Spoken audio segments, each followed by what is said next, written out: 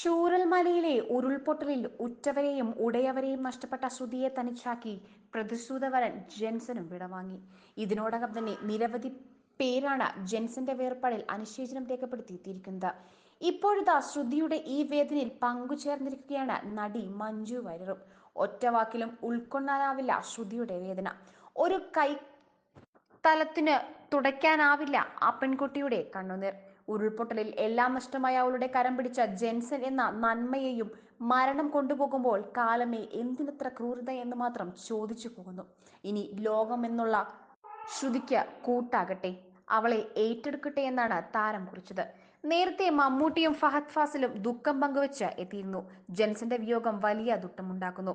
ശ്രുതിയുടെ വേദന ചിന്തിക്കാവുന്നതിലും അപ്പുറമാണ്.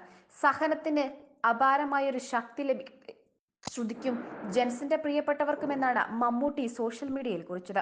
ഫഹദ് ഫാസിലും ദുഃഖം രേഖപ്പെടുത്തിയിരുന്നു. അവസാന നിമിഷം വരെ നീ ഓർക്കപ്പെടും സഹോദര എന്ന അറിയിപ്പോടെയാണ് ഫഹദ് ഫാസിൽ ജെൻസന്റെ ചിത്രം ഫേസ്ബുക്കിൽ പങ്കുവച്ചിരിക്കുന്നത്. വയനാട് മുണ്ടക്കൈ ഉരുൾപൊട്ടലിൽ 9 പേരെയാണ് ശ്രുതിക്ക് നഷ്ടമായത്. ചൊവ്വാഴ്ച വൈകിട്ട് ജെൻസനും ശ്രുതിയും കുടുംബാംഗങ്ങളും സഞ്ചരിച്ച ഓമിനി വാൻ സ്വകാര്യ ബസുമായി കൂട്ടിയിടിച്ച് അപകടമുണ്ടായിരുന്നു. കൽപ്പറ്റ വെള്ളാരംകുന്ന് പ്രദേശത്ത് വെച്ചായിരുന്നു സംഭവം. അപകടത്തിൽ ഗുരുതരമായി പരിക്കേറ്റ ജെൻസൺ മേപ്പാടി സ്വകാര്യ ആശുപത്രിയിലെ തീവ്രപരിചരണ വിഭാഗത്തിൽ ചികിത്സയായിരുന്നു. വെന്റിലേറ്ററിന്റെ സഹായത്തോടെ ജീവൻ നിലനിർത്തിയിരുന്നെങ്കിലും കഴിഞ്ഞ ദിവസം രാത്രിയോടെ മരണത്തിന് കീഴടങ്ങി.